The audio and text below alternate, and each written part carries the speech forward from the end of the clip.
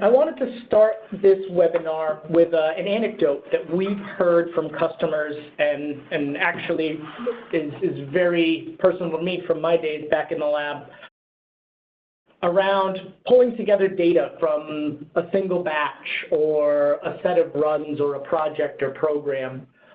I think this anecdotal quote is kind of an overarching highlight to the types of challenges that we face as scientists working in a development lab.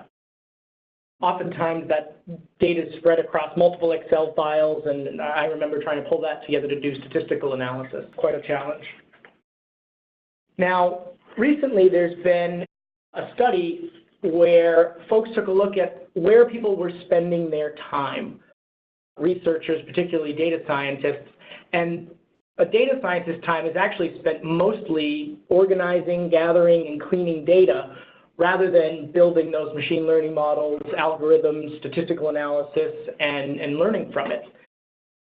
So I think this is a little more of a quantitative side of the problem that we were just seeing in that initial kind of quote. Our work with customers has actually reduced this amount of time that's spent gathering and cleaning, and that's due to Riffyn's automatic generation of a structured data table for analysis.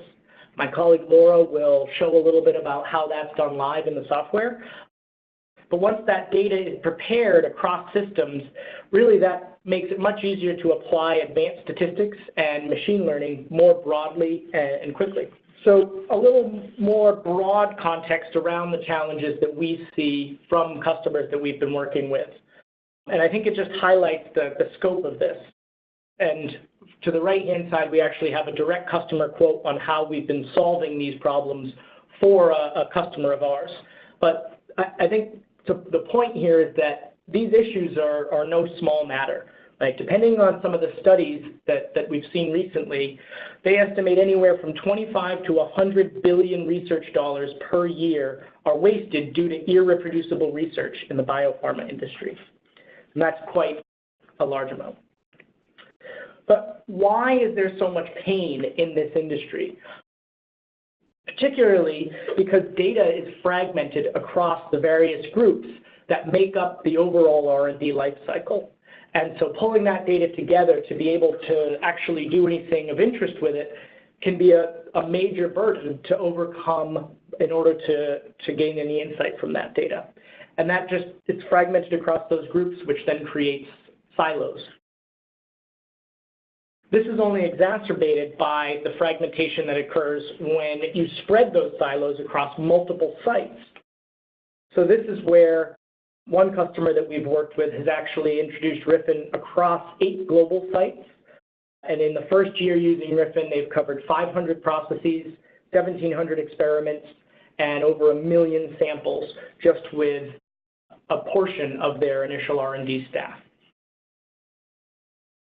Now, to take it back a little bit, these challenges that I've just described are what started Riffyn in the first place.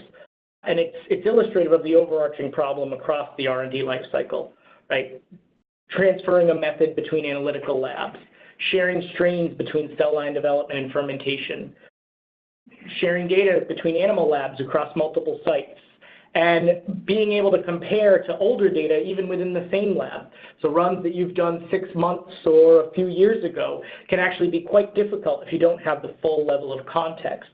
And members of Riffyn's team have previously worked in a number of different R&D organizations, scaling processes to manufacturing from clinical and dealing with this firsthand. So that's kind of how it got started.